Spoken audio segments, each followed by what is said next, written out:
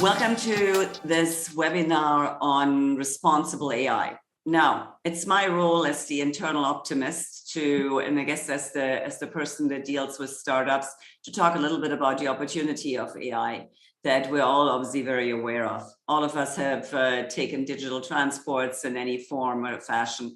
We are quite aware of what's happening, exciting new developments in digital on the climate side, climate tech, envirotech, agri-tech. So all those opportunities obviously will impact everyone's life very deeply, very quickly, quicker than we are expecting.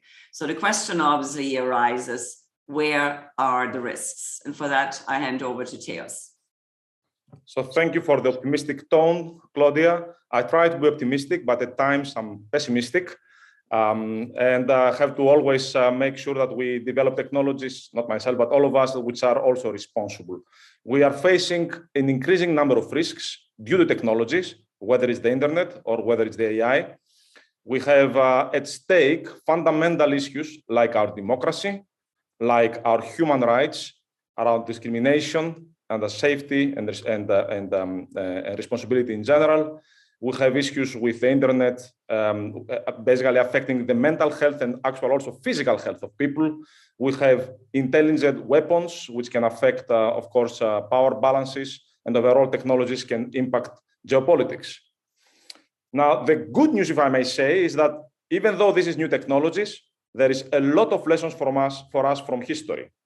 I'd like to remind everybody of a number of other times this movie has played over the decades, if not centuries, if not millennia, with a small letter that was written back in 1955 by Bernard Russell to Albert Einstein, where Bernard Russell basically raises a flag and an alarm to the scientific community, saying, I have been turning over in my mind and discussing with various people the best steps for giving effect to the feeling against war among the great majority of men in science, and closes by saying, scientists, and if I may add today, engineers, technologists, business people, regulators, civil society, and citizens have and feel that they have a special responsibility since their work has unintentionally caused our present dangers. This is lessons from history, which remind us that there are many reasons for us to pay attention to the topic we discussed today, which are also business reasons. This is just one result for one study we did a year ago at INSEAD, based on a survey of executives and board directors, among other things, asking questions like, what are some constraints for you to adopt AI in your organization? And as you see, of course, ethical considerations come already in the picture, and they do so, increasingly so over time. At the same time, regulators are taking note of this. You may have seen in the Financial Times or all news media, New York Times, globally, in the front pages this weekend, the European Commission, basically the European Parliament, have passing some key milestone in terms of regulations regarding the internet, the Digital Services Act, as you see, coming in effect sometime in 2023, and also working on other regulations, a number of them, let's call them broadly digital regulations, including regulations around artificial intelligence, such as the European Artificial Intelligence Act. So a lot of things are happening in this space, which have an impact on our society and how businesses is run. Claudia? Thank you. Some questions, obviously, that we all need to consider. And just to set the scene for the upcoming panel, what are those new business risks due to digital and due to AI and new technologies emerging? How can we best prepare for and manage these risks? Those are the questions that we are hearing from board members and senior executives. What do upcoming digital regulations mean for business, for investors, and for startup entrepreneurs? And what are the main challenges and key best practices in implementing responsible AI and digital tech? And my question back to Theos' earlier slide, does history need to repeat itself before we realize that we should have done something much earlier? We put together a little word cloud for you. I'm sure all our participants will find something that speaks to them, whether it's ESG and AI. whether it is on the venture capital side, the question around responsible investing, corporate governance on the private equity side, interoperability of systems, AI ethics boards, which are being nowadays implemented, anything related to sustainability. We've all dealt with SDGs, have discussed SDGs in the context of our businesses, upskilling, and obviously AI in the context of the broader geopolitics. I'm Theos Evgeniou. I'm a professor at INSEAD, the co-founder of Tremo. I'm Claudia Zeisberger. I'm a professor at INSEAD, and I look after anything related to private capital, and in that context, also anything related to ESG. And with us, we have a super panel. Let me introduce first Anja Kaspersen, who is a senior fellow with the Carnegie Council for Ethics and International Affairs. We also have with us Yves Lostanlen. Yves, thank you for joining us this evening. After an early career as an academic, Yves has chosen the entrepreneurial route, mostly startups and scale-ups, and hence he was at the heart of digital transformation, leveraging data, their use by algorithms like AI to provide sustainable value and competitive edges to companies in several industries. He has observed at the same time the possible risks, the pitfalls, and the limits of uncoordinated market forces. And we look forward to his comments. And finally, we have with us Clara Neppel. Thank you, Clara. Clara is the head of IEEE in Europe, focusing on the needs of industry, academia, and government. IEEE is the world's largest technical association with a global commitment to fostering technological innovation for the benefit of humanity. Clara contributes to issues regarding the technology policy of several international organizations, such as the OECD, European Commission, and the Council of Europe.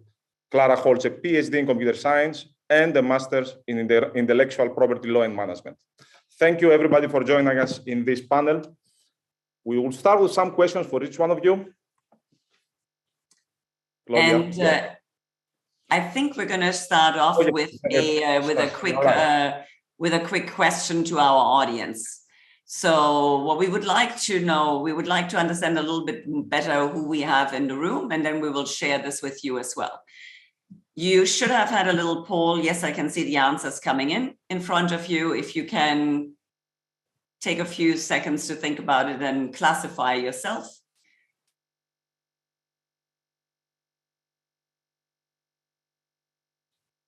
And looking at the answers, I think we chose the questions wisely.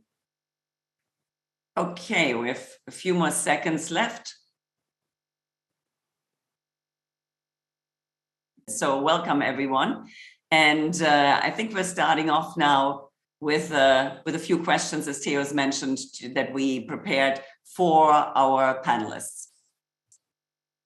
Now, let me start with Yves. Yves, you've seen the rise of AI in business over the past 20 years, and more so recently as the head of Element.ai in Europe and in the Middle East. How ready, according to you, from what you have seen, are executives in terms of thinking about the risks of the tech and AI that they develop or that they have acquired and are deploying in their organizations? If you can share with us a little bit what you think are the main challenges and the risks that their businesses face due to AI, and maybe you have some war stories, any examples of what can go wrong. Thank you, Claudia and Theos, for having me. Thank you, everyone. So indeed, the observation are that there is a wide spectrum of situation. So it strongly depends this readiness of the executives on the industry in which they are, and on the type of company they're in as well. Is that a tech-driven company? Is that a risk-driven company? Is that a finance-driven company, etc.? So there is really a variety of situation. It also, of course, depends on the industry. Is it regulated or not? And we've also observed that it also depends on how actually internal capabilities they've built, how much they've built themselves, how much of the strategy they've also built themselves? Did they rely on actually a couple of external companies to build that? Or have they seen that as a holistic journey on the long run at the inception of this thinking? And I could give you a couple of examples on how it could go wrong. So I could give you a couple of examples from different companies, but maybe I will highlight what I've observed with a European startup in the video gaming industry. And the lessons from this company are quite actually applicable to many different industries. So this company was built by young entrepreneurs who really wanted to do it right at the beginning, to build a sustainable company, responsible company with a lot of ESG and responsible AI in the capabilities and in the teams. A lot of PhDs in AI, etc. And here are a couple of challenges that they faced and that they've observed when they deployed their services. First, they develop a chatbot for the different players, online players, to discuss. And does history repeat again? The chatbot, within a week, actually became racist. Does it ring a bell to some of you? That's actually what happened to Microsoft with the TAE algorithm, the TAE chatbot, that actually also 16 hours after actually being deployed has been turned off. And why does that happen? It happens because first, the data on which these tools, these chatbots were trained were not exhaustive enough. And thinking that, this is machine learning, so it will go on the run. But you need actually to have at the inception of the project a good chatbot with all the limits that you could set. And this type of chatbot also has a feature that is called repeat after me. And most players actually try to trick the chatbot, like a lot of our maybe children or students have done in the past as well. So then that's inside the chatbot, and that's where it shifts away from the origin of the function. Second, this company was actually recommending features, weapons or whatever. And they observed that it became highly discriminative on the gender. So some weapons or features, were not attributed or recommended to some of the players. It could also depend on the geography, on the country in which they were playing. Again, they didn't think about that at the beginning, but it's based on statistics and it's based on, a limited source of data on which they were trained again. Another aspect, they were super proud, this online video company, of their AI-assisted playing.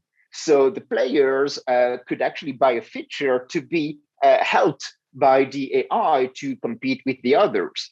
And systematically, the AI assisted players were losing against those human beings. And why? Why is that?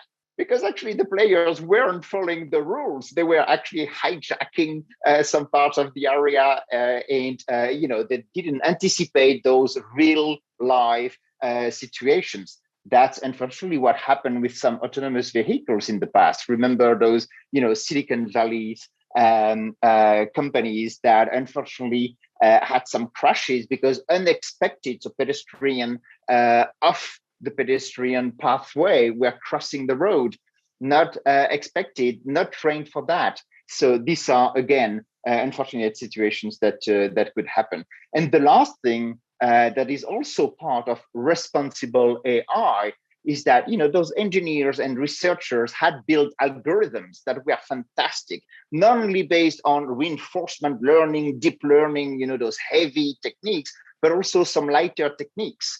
So they said, okay, we are pretty responsible on how we are using the right AI for the right thing. And when they asked actually their cloud provider who hosts their game, how do we do in terms of carbon footprint, etc.? Oh, guys, you're probably the worst customer among all of us.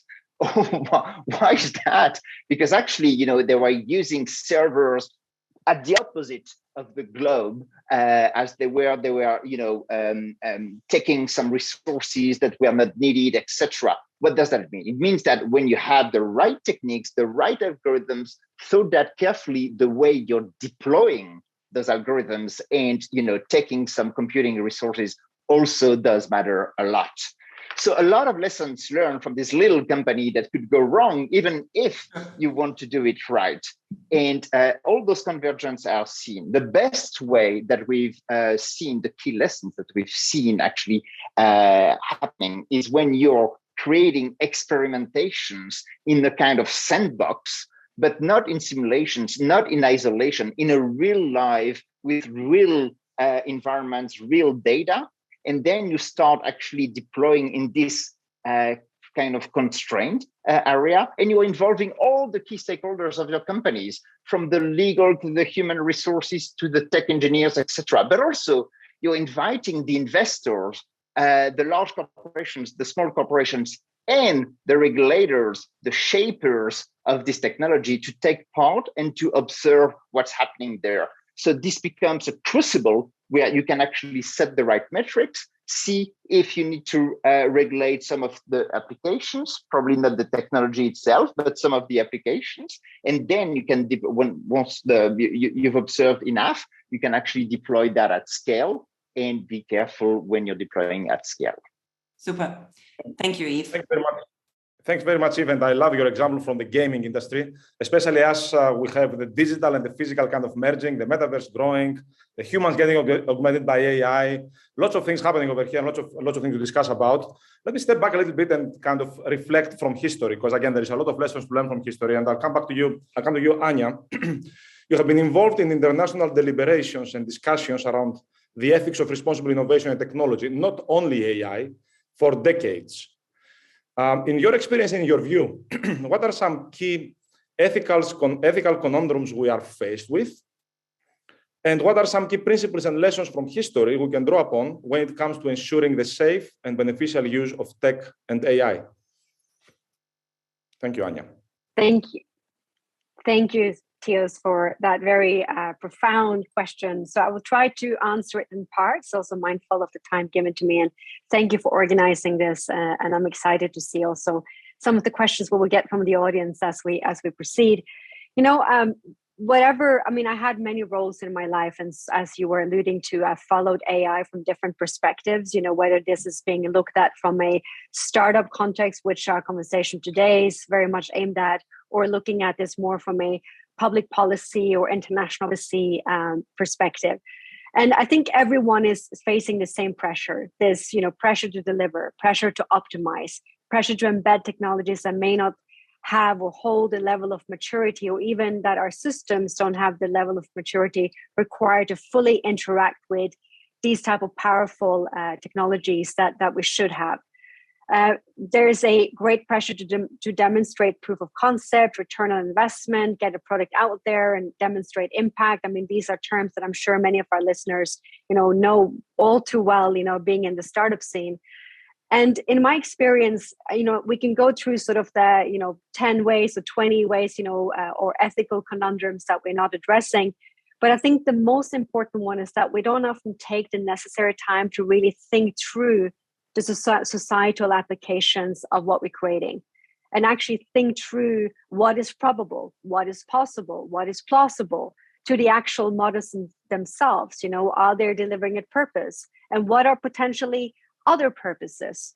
So we may have developed the best product for the purpose we aim to do or what we're trying to optimize, but we may not have taken the necessary time to think through what other purposes are out there. And that's what ethics is really there to help us with.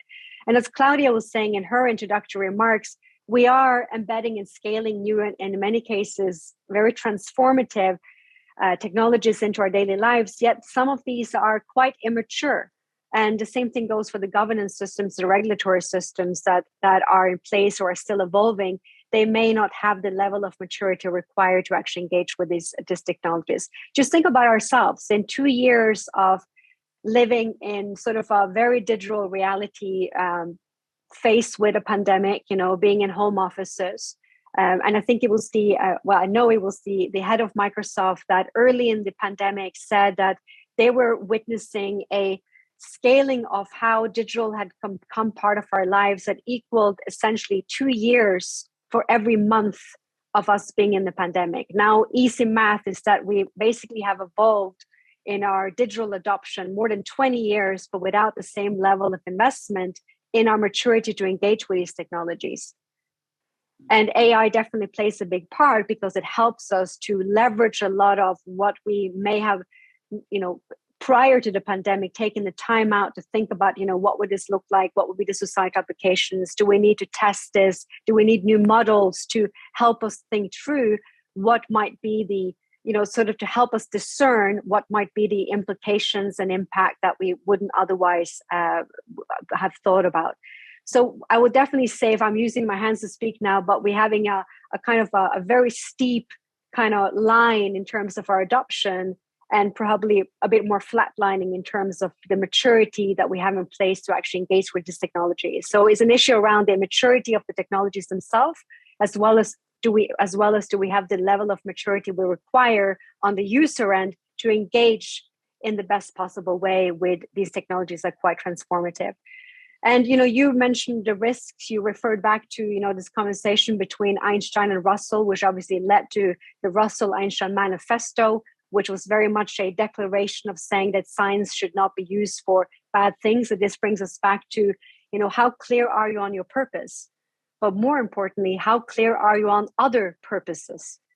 And sometimes in my world, we call these dual-use technologies, where technologies can be developed for one aspect, but in certain aspects could be militarized or weaponized, to reach other ends. And sometimes we're talking about the exact same technology.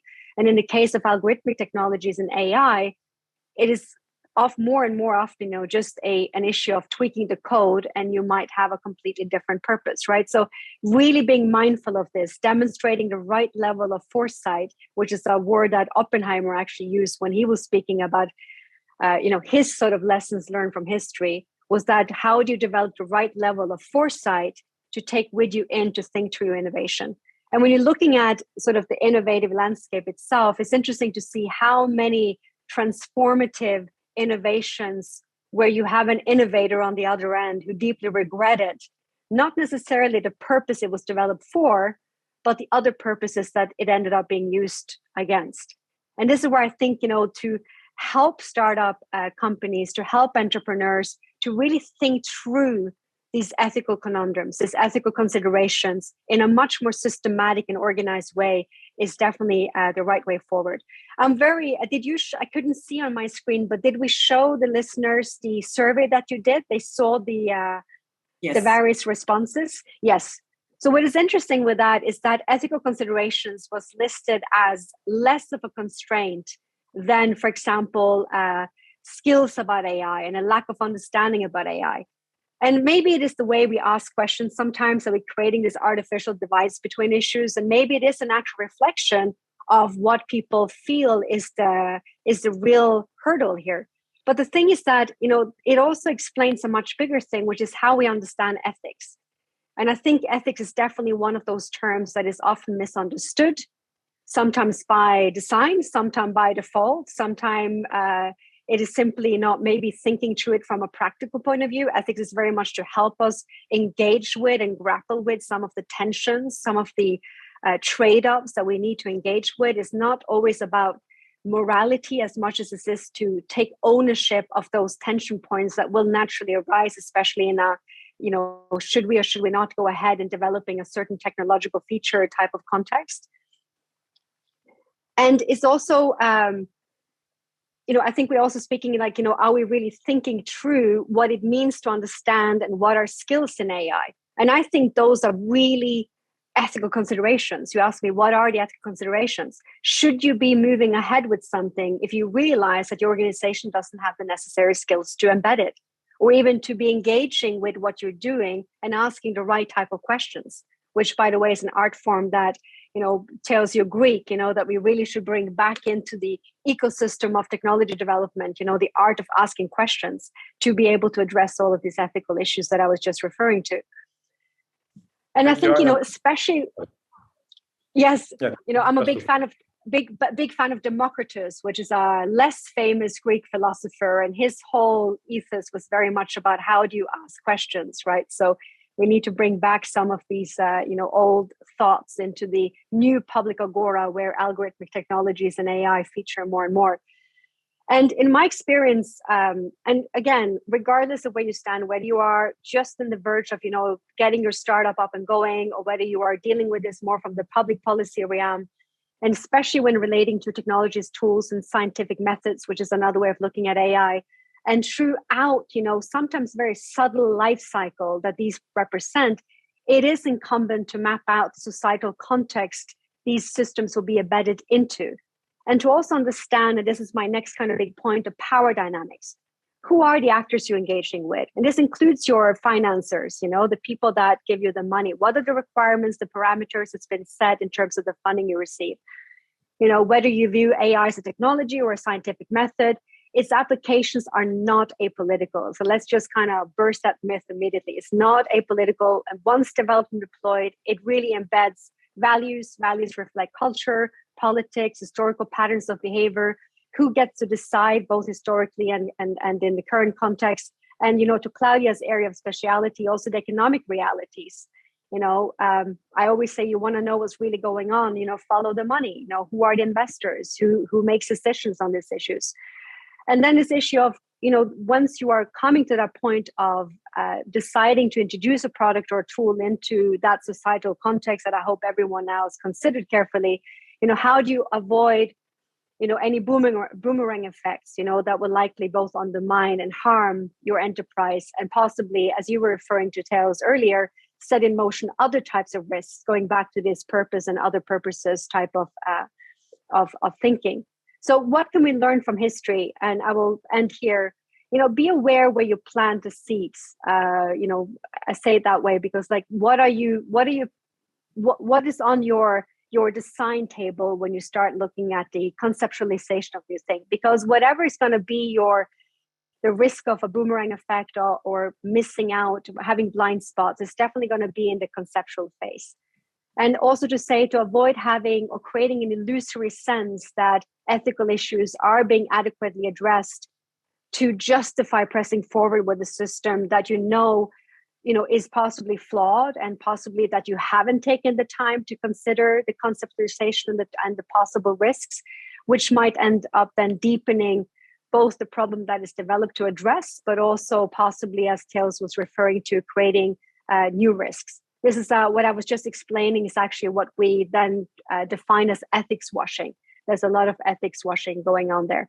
And given the pressure to deliver, perhaps what we should be doing, as I was alluding to earlier, is to then exactly facilitate these companies to manage these risks and possible social tensions by creating a new model to test our ethical considerations, test our concepts in a much more parsimonious fashion that we are able to do today. So maybe I'll end there. We can move on to Clara, and we'll take some questions after. Thank you, Anja. Lots in here, planting the seeds which may grow in unpredictable directions in terms of second-order effects of technology and even second-order purposes of technology. However, let's say, safeguard ourselves against all those, we probably need the right skills, the right processes, the right governance, the right practices, the right regulations, the right culture. We'll come back to all this later on. Let me pass the floor to you, Claudia.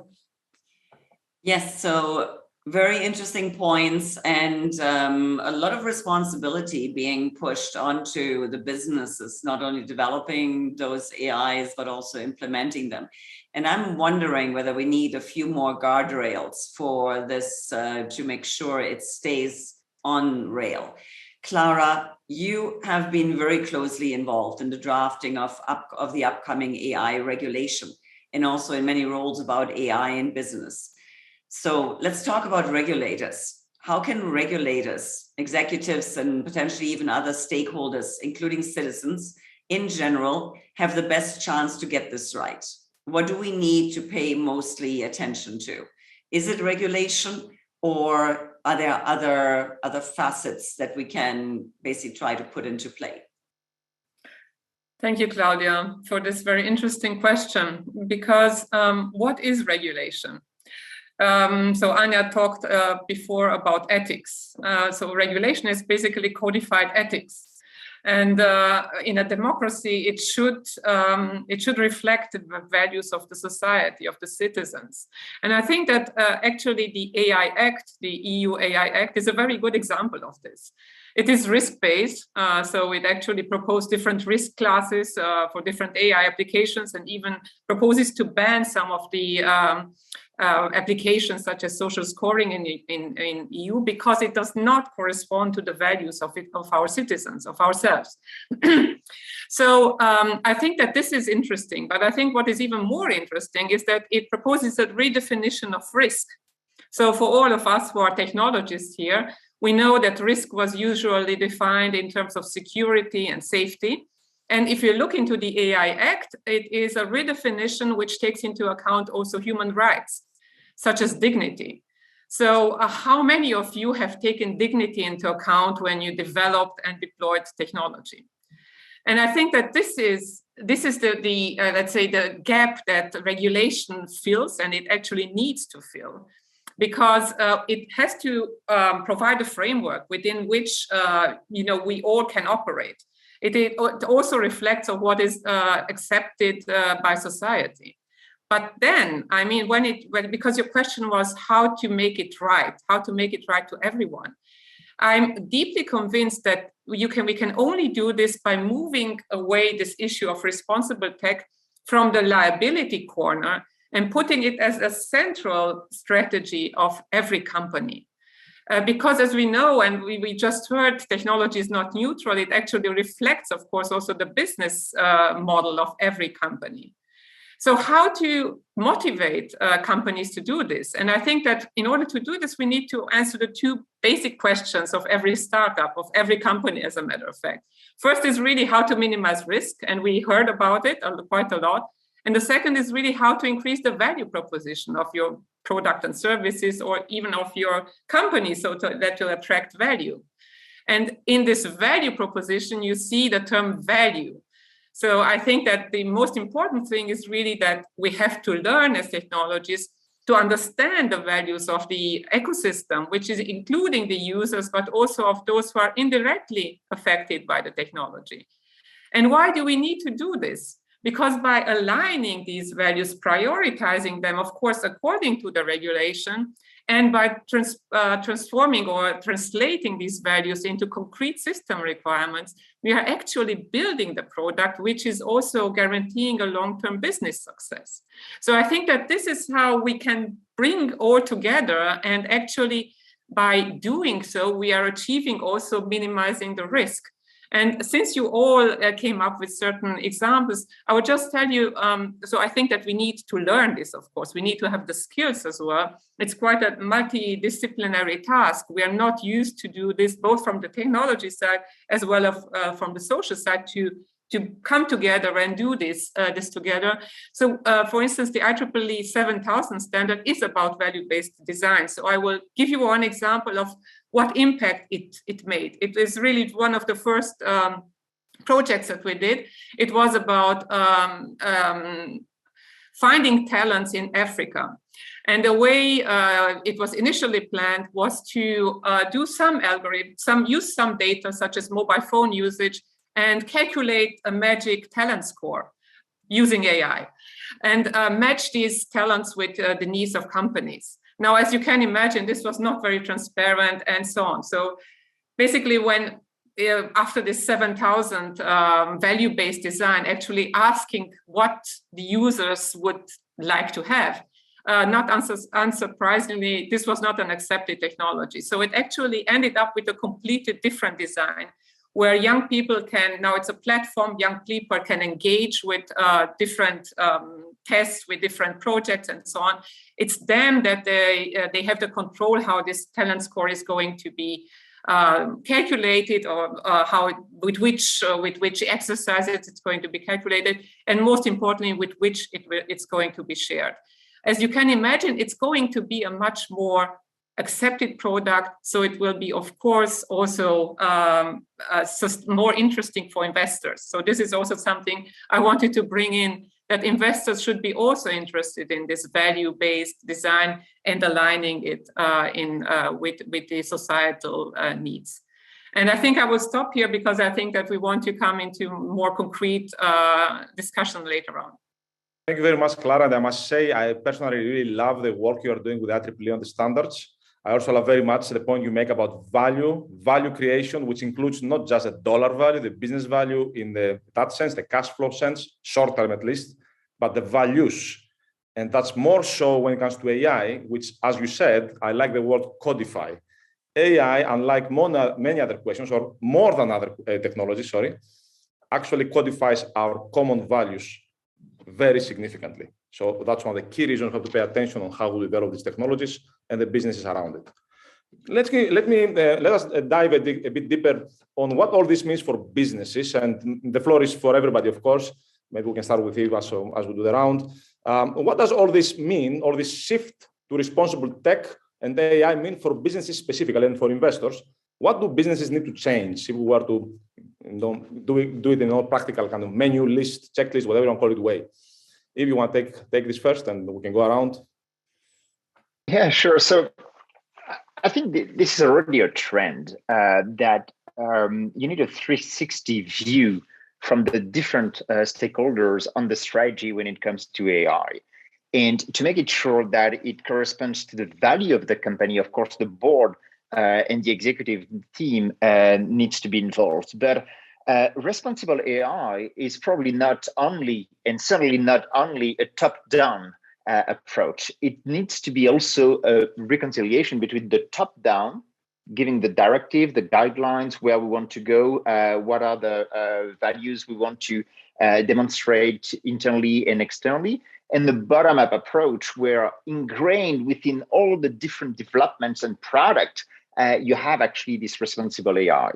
Now, what you don't want is to hinder innovation to happen, and to have, and we've seen actually, this cursor going in the direction where, oh my God, this is too much risk. We can't afford that. Let's minimize the way we are introducing AI within our operations. And that's a normal reflex, I would say, but that's not what you should do. What you should do is actually to bring everyone, or at least a member of every single team, every single supporting functions and different business units, and say, okay, how do we identify internally the risks for us, the risks for our customers, for our employees, etc., and what can we do about it? And how can we change actually the way we are operating, the way we are working internally? And we've mentioned a couple of times already the word ecosystem. We know that, with AI more than anything else, we need to work as an ecosystem. Suppliers, customers, operators, technology providers. And that's why I would say, whatever the size of the company is, small, large, responsible AI should be at the top of the agenda. Why? Because I do strongly believe that in the future, responsible AI will be a defining factor of with whom we want to do business with. We don't want to take the risk of having a provider that doesn't meet the right set of requirements when it comes to AI. So how do we define that? Who defines that? That's probably certainly the regulators, but also the industry themselves, because you can't have one size fits all for every single industry when it comes to responsible AI. It should be, again, multiple stakeholders defining how do we want to operate, what are the limits. Let's actually probably regulate the applications, but not the technology itself. That's to be debated, but it should change the business in that way, being more inclusive internally and externally, think as an ecosystem, understanding that we are a part of a larger, complex dynamic system. And if we are doing things right, we will be naturally selected by the customers, either the consumers or in the B2B world by the larger corporations using our technology. So that's the way with AI that we should. It's not only about data, it's not only about infrastructure, it's not only about AI algorithms, that's also about all those aspects put together in a given industry within an ecosystem. Thanks a lot. May I add in the mix, and also maybe invite you, Anja and Clara, to reflect both on this question, but also add one more dimension in the mix. There's a lot of things businesses have to do, which are challenging, so they are learning how to do it, or collectively learning how to do. Do regulators appreciate and understand the business challenges as they're developing the regulations? And do you think they're moving in the right direction? And I'm holding myself, Clara, from asking you, can you give us a preview of what's happening in the AI regulations drafting, given you are involved in that, but you don't have to say this, obviously. And again, I think maybe Anja or Clara, or any of you can take it and continue. Yeah, so maybe I can just respond directly to what you asked. I think it also ties to what Yves said. So when it comes to the AI regulation, one of the big the approaches on how to do exactly what you proposed, namely how to make sure that the industry is also part of it, and it's actually the industry players that know best in their ecosystem what good enough is to do this through standardization. And I think that what you also mentioned is that in this ecosystem, we need to have a consensus, new metrics of success, new metrics of risk. For instance, if we're thinking about autonomous driving, what is good enough? Yeah. So what is the accepted rate of accidents? What is transparency? What does transparency mean, for an accident investigator as opposed to a customer? So it's completely different, let's say, definitions of transparency, which need to be defined for that industry. And for that industry, so the way of doing consensus is through standardization. It's one of the ways. There are different other ways. But what we are doing right now with the Commission is actually to map existing standardization efforts with the requirements of the AI Act very concretely. But I think that this is a general trend. So setting these new metrics of success, setting also in the ecosystem certification marks to address what you just said before, Yves, that in order to make sure that my partner is the right partner, I need to have some proof, and one way of doing this is through certification or labeling. Theos, let me maybe just inject a few of the questions that we're receiving. And yes, please, the Q&A function is open. So all the participants, if you have any questions, please post them there, and Theos and I will do our best to inject them. Clara, this kind of follows on to what we're just discussing on the regulatory side. Question, I'm curious if the regulations around AI ethics take into account the size of companies. Definitely. So this is also in the AI Act. So there was a discussion if startups should have a different regime, but it was decided, and I think it is rightly done, so that startups should, of course, also take the same things into account, because it is important, as we all know, startups will be acquired by bigger companies. So it's important to do the things right from the beginning. It is, of course, the big question on how to provide this capability to startups in order to, provide the legal background and all these kind of things. And there are different associations such as the Digital SME Alliance, with whom we are also working, but also the regulators, to address these specific issues. I think that especially for these SMEs, it's important to have exactly this bottom-up approach, so to have the kind of training, also very important training capabilities, which will be important for the founders as well. So in order to know if they are developing their technology, what to take into account right from the beginning. So it's not important to have a legal person right there, but it's important to have the right spirit and understand, what are the red lines and what are important things to take into account. Yeah, right from the beginning. Yeah. I would add a lot around the right skills, also the right people and the right processes, but a lot to do in there. And let me draw in Anja, draw you in, given also you've been the most experienced probably among all of us in terms of interacting and dealing with government bodies, as you've been a diplomat for many, many years. What, in your experience, what can go possibly wrong when it comes from the side of the regulations or from the side of business implementation of responsible AI, or in general responsible tech, if we can draw again lessons from previous examples, including the projects we've been involved in, from the disarmament, the United Nations, and other Red Cross kind of committees, etc., etc. Is a very good question, and I can answer that in many ways. I'm just thinking what Clara just said in terms of the need to sort of redefine benchmarks and what is good enough, what is not good enough. So both aspects, and also this notion around redefining risks. And I think there is reason to be concerned about how ethics is framed. And this is sort of more of a general response to your question. I'll get to a more concrete. And also in some instances, so it's how ethics is framed, and in some instances not talked about. And there is a very known concept in anthropology, actually, which is called social silences.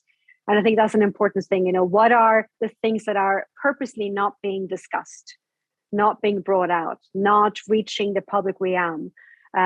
Some things might be discussed, others may not. So really pay attention to the trends that we may not discuss, but are still there, kind of simmering on in our society. And I think given the current state of digital technologies, geopolitical divergences, flagrant violations of international law, how ethics is empowered and embedded is indeed instrumental to responsible leadership and public policy, and also to mitigate against some of the risks that we've all been touching upon. And I completely agree with comments of Yves earlier, that we need to have this broad 360 perspective on these things. However, for some, ethics has become an exercise in binary zero-sum thinking, which I think is a real risk. For others, ethics is merely a reinvigorated pre-Enlightenment instrument of tribal politics, as we say, sort of accentuating and accelerating existing trends. And I think in the world of alternate facts and deliberate ethics washing, or ethics evasion, which we're seeing more and more of, going to this issue around social silences, under the guise of urgency, genuine moral reasoning, addressing these tensions and trade-offs is a frequent casualty. And this notion of, the guise of urgency, I think is one thing that, whether we're speaking about this in international context, you mentioned notions around militarization and weaponization, we will see a time ahead where issues of ethics will be pushed to the side under the guise of urgency. We just need to do this. So we need to, develop more technological prowess in this. This will make us more competitive. This will increase safety and security. And I think, and whether you are responding to kind of very tough demands on upping your return on investment, or you are trying to adapt your benchmarks to what is fundable, wherever you stand on this, like when you're feeling that pressure, to deliver, when you can feel the tension points, you may be aware that you haven't had the time to consider certain societal ramifications. I think that's when you put ethics front and center, regardless of where you are. So if there's one lesson I take from all the things that I've done, is actually taking that time, that extra breath, step back and really think through, have I thought through, the multiple purposes? Because I'll get to this at the end, but it is important to remember, because there's so many people and so many things happening right now where we're being told that this is just a trajectory we're on, where we have very little influence as humans. And that's not the case, so we need to be engaged, ask those difficult and sometimes really uncomfortable questions, whether you are an investor, whether you are a diplomat, or whether you are a startup in the entrepreneur space trying to meet a demand in the market. Ask those questions and kind of learn to be uncomfortable, because I think we're entering into a period of time in technological development and in political developments more generally that we will have to find a way of being uncomfortable, and in so doing, have those right debates about ethics.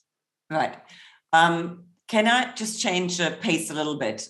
So AI and responsible AI will be, by definition, very resource intense. So how can we avoid, especially on the startup side, that it doesn't detract from the innovation side? So how do we balance that? I can leave that open. Maybe Yves? Yeah, I could start. I've been in those shoes a couple of times, trying to understand how to build companies around that and the right products for that. I do believe that the first aspect is to understand, and it's a global, AI is a global thing now. A lot of developments, a lot of products have been, brought to the market everywhere. So it's super difficult for a startup to understand what has been done in Asia, in North America, in Europe. So that's where some of the larger corporations, some of the investment funds can definitely help in putting people in connection into those geographies. The second aspect is that, we are not in this phase of AI where you need to redevelop everything from scratch. A lot already exists. And the more it goes, the more actually the likelihood that what you're trying to develop as a function based on AI for your product may already exist, or maybe you can tweak some of the versions of that. Some are already open source, others are actually a great opportunity to partner with others. So let's make it sure that you're not redeveloping, and if you're developing a function that should be, or a product that should be really to solve a real problem, and not only trying to do a project customized for a given client. That's where the pitfalls could come. And that's where it's hard, because you need also to ask, we were talking about democratization, and ask the right questions. You, as an entrepreneur, you should ask your partners, your board members, your investors, your large corporation customers, how do you see that? How have you implemented yourself, Mrs. or Mr. Large Corporation, those aspects within your organization? How can actually piggyback what you've developed, unless you are actually in a company that has the purpose of developing a regulation tech, that could be another solution to have those capabilities. If you're not in that space, you should ask others how to, piggyback their capabilities and their development. Now, there will be in every single country, and I do believe that's a great opportunity for Europe, there will be a lot of developments that will be made in that space. So that's also maybe the role of the EU and all the possible relays, including in the academia, to actually highlight those companies developing maybe some frameworks, developing some tools to help you actually meeting the marks on what should be done for this responsible AI when it comes to data, resources, applications, etc. So again, in a nutshell, that's an ecosystem. We are not developing things in isolation. Let's be plugged. That's the first aspect. Let's not go for the cheapest, but for the more focused in a given area. That's also what becomes mandatory in those ventures. Thank you very much, Yves. Theos, you want to ask the last question? Yes, we have a question from the audience regarding certification of the AI systems, which of course will be necessary as companies procure these systems. So who could do this? And I'm sure Clara have a lot to say around this, as with your IEEE hat. What's the process? What are the challenges? What are the costs? What are the potential barriers? Going back to the question we had before. And again, Anja, feel free to chip in also in both questions. Clara, maybe you can start on the certification. Yes. Yes, I like to say that, it's a dynamic process. We are developing this product of responsible AI, and we are developing the highways at the same time. So as a matter of fact, this whole ecosystem needs to be put in place.